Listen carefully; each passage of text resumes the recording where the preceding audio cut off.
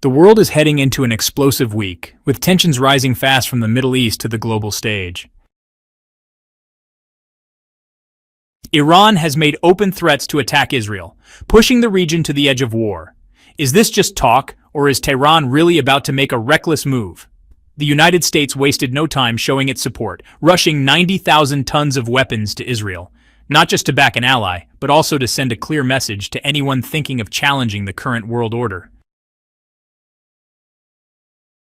And Europe over Gaza, Israel is holding firm and doubling down on its blockade of Hamas. This isn't just a war on terror. It's a display of Israel's unwavering military strength. In a bold twist, Russia has suddenly warned about the United States' Golden Dome defense system. Could Moscow be planning a daring response under the pressure it feels from the West? And it doesn't stop there. Tensions have now flared between China and the United States in the Panama Canal, sparking a new kind of port-based standoff in a vital global trade artery. Could this showdown shake up the global economic balance? On Monday, Iranian Army General Ibrahim Musavi announced that Tehran is fully prepared for another airstrike, calling it a legitimate response to Israeli aggression. He referred to Iran's planned direct attacks as the Promise, a codename used in previous air raids.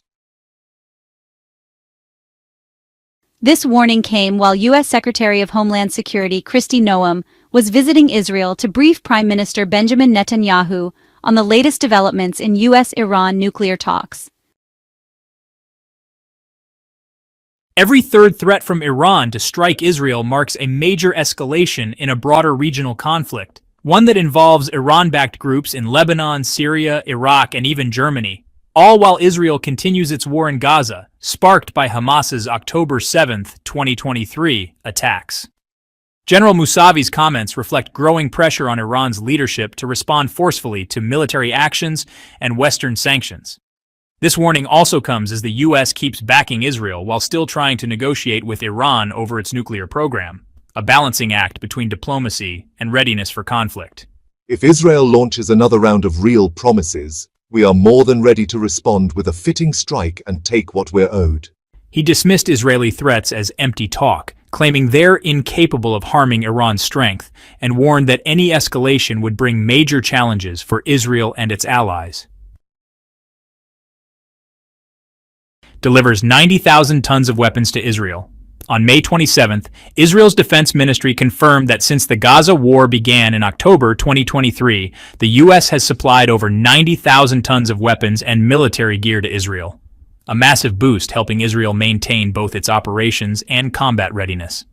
Over the past year and a half, the U.S. has shipped weapons to Israel via 140 ships and 800 flights.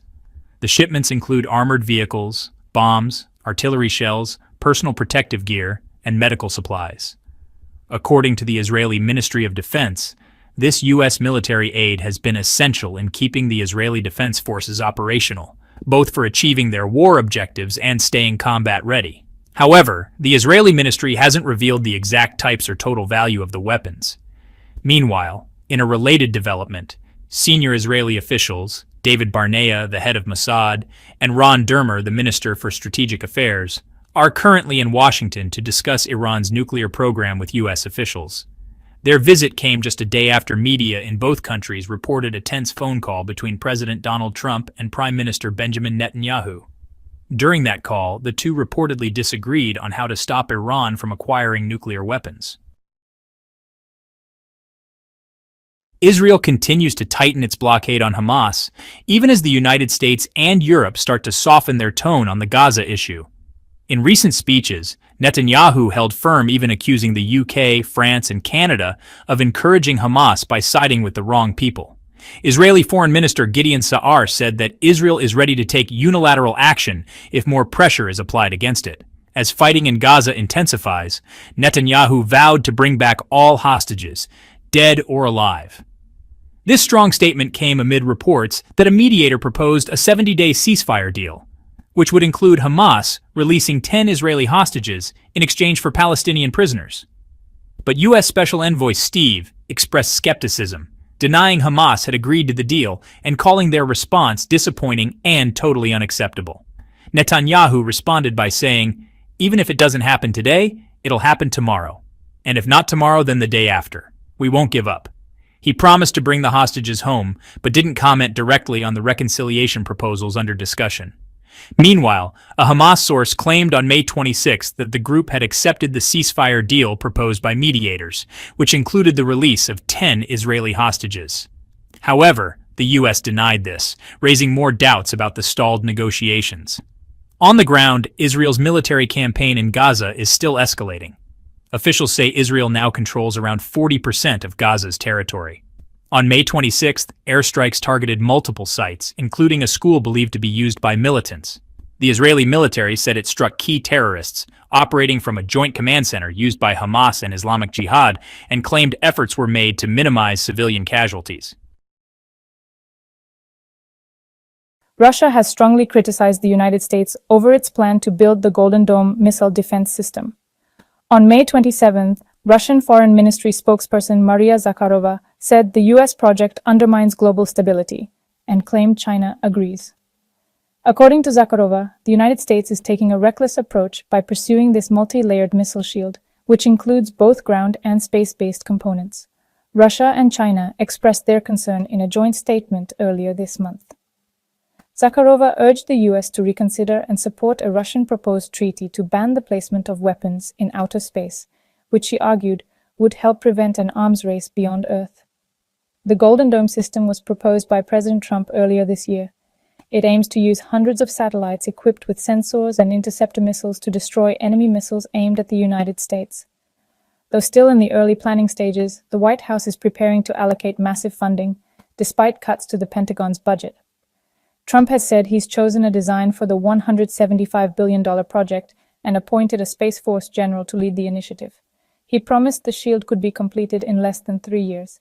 Both Russia and China have slammed the plan, calling it destabilizing. On May 21st, the Kremlin warned that the U.S. system could force both countries to resume arms control talks sooner rather than later. When asked if Russia views the project as a threat to nuclear balance, Kremlin spokesperson Dmitry Peskov said the situation may soon require renewed strategic talks between the nations. The United States and China are also clashing over control of key ports, with the Panama Canal and northern Australia becoming flashpoints. One example is a major port in North Africa, currently leased and operated by a Chinese company called Lam Qiu Group. Nearby is an Australian military base used annually by U.S. troops for joint training. Now, Cerberus Capital, a U.S. investment fund founded by Deputy Defense Secretary Steve Findley, is preparing a bid to buy the Port of Darwin lease. Bloomberg reported on May 2 that Lam Qiu originally leased it in 2015 for 506 million AUD, about 328 million USD, for 99 years, a deal that was controversial even back then. President Obama raised concerns at the time. Australia's centre-left Labour government is now accelerating plans to nationalise the port. Prime Minister Anthony Albanese pledged during his campaign that the government would reclaim the port if no suitable buyer was found. On May 25th, Chinese ambassador to Australia Xiao Tian warned Canberra to be careful. He said Lam Qiu invested heavily in the port, and taking it back now that it's profitable would be a moral mistake. Cerberus Capital is reportedly offering to buy the lease for more than 506 million AUD, and according to the Australian, Lam Qiu might be willing to sell for up to 1 billion AUD. However, their Australia-based manager told Bloomberg on May 27th they haven't received any official offer yet, and port operations continue as usual. Ports have now become a new battleground in the U.S.-China trade war.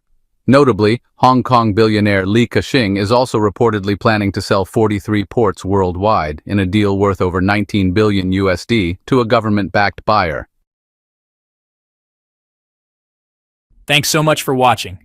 Let us know your thoughts in the comments, and don't forget to subscribe to S News and turn on notifications. We're committed to bringing you reliable and balanced news. See you in the next video.